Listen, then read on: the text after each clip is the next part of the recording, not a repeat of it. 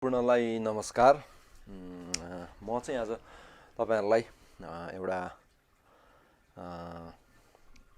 Tips सिकाउन गइरहेको छु, जुन चाहिँ यदि तपाईहरु क्यामेरा होस् या फोनबाट जिम्बलको प्रयोग नगरिकन हातले भिडियो फुटेज लिनुहुन्छ भनेदेखि चाहिँ त्यो फुटेज चाहिँ त्यति धेरै स्मुथ राम्रोसँग आउँदैन।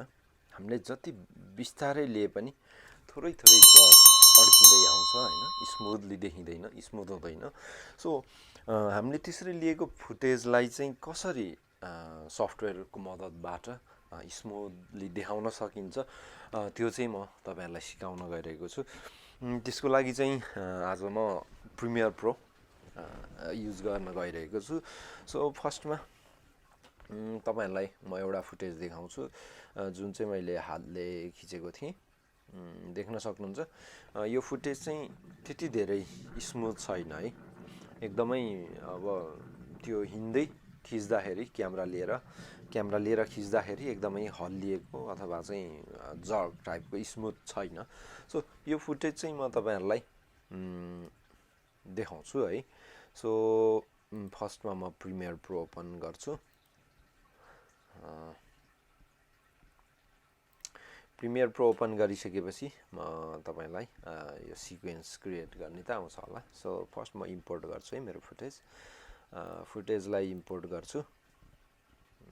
फुटेज थोरै लामो छ, सो म यसलाई थोरै कट गरिदिन्छु है। जति लामो फुटेज त्यति धेरै टाइम लिने भएर म चाहिँ जस्ट यसलाई चाहिँ यतातिर यहाँतिरबाट इन गरे यतातिर आउट गरिदिन्छु। सो म यसको साउन्ड लिन हैन, मैले सो भिडियोलाई मात्रै साउन्ड, किनभने एकदम विन्डी छ। सो कि एक्जिस्टिङ सेटिङसँग भएन, हामी अहिले तत्काललाई सो यसलाई मात्रै हेर्छौँ।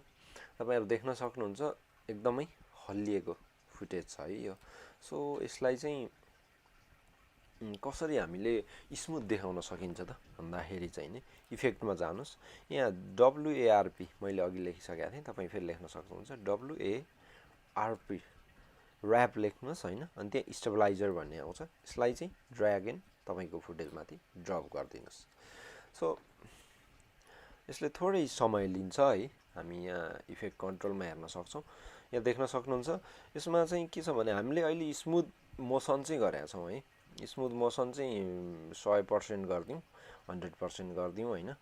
सो स्मुथ मोसन र यसमा अर्को अप्सन के छ भने तपाईको नो मोसन गर्नुभयो भने चाहिँ के हुन्छ भने नो मोसनले चाहिँ हामीले स्ट्यान्ड ट्राइपोड राखेर भिडियो खिचे जस्तो देखिन्छ हैन, मोसन हुँदैन त्यसमा। बट चाहिँ हामीलाई चाहिँ मोसन चाहिँ चाहियो तर स्मुथ चाहियो। सो हामी चाहिँ स्मुथ मोसनमा गर्छौं। सो हाम्रो अहिलेको भिडियोको जम्मा 191 फ्रेम छ। So it takes a little bit time है, तपाईको कम्प्युटरको क्यापासिटी अनुसार स्पिड अनुसार पनि हुन्छ।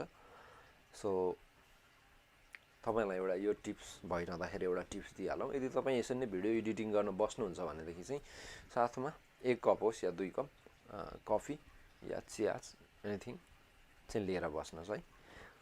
बोरिङ हुन्छ किनभने कुरेर बस्नुपर्ने हुन्छ। सो अहिले एनालाइज भइरहेछ, हेरौं कतिको स्मुथ बनाउँछ यसले। सो यदि हामीसँग जिम्बल छैन भने पनि हामीले हातले कुनै फुटेज लिन्छौं भने पनि यसको लागि समस्या भएन, किनभने सफ्टवेयरको मद्दतद्वारा हामीले त्यसलाई मिलाउन सक्छौं।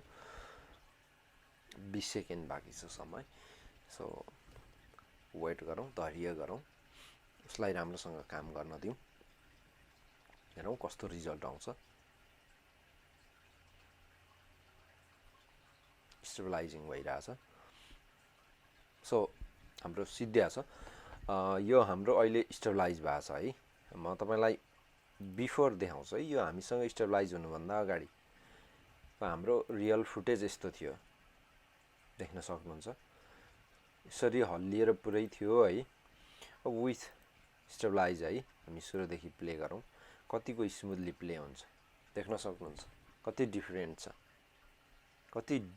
छ देख्न सक्नुहुन्छ। सो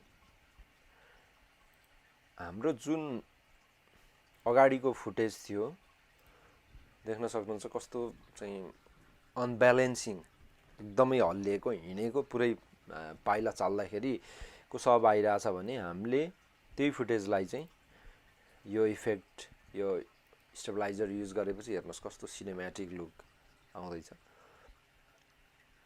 सो यदि तपाईँहरू पनि यसरी नै हातले भिडियो खिच्नुहुन्छ भनेदेखि चाहिँ यो टेक्निक युज गर्नुहोस्, एकदमै राम्रो हुन्छ। र अन्त्यमा थ्याङ्क यू फर वाचिङ है। मेरो च्यानललाई माया गरिदिनु होला। यस्तै यस्तै भिडियोहरू क्यामेरा सम्बन्धी, फोटो सम्बन्धी, भिडियो सम्बन्धीहरूको भिडियोहरू लिएर आउनेछु। Thank you so much for watching.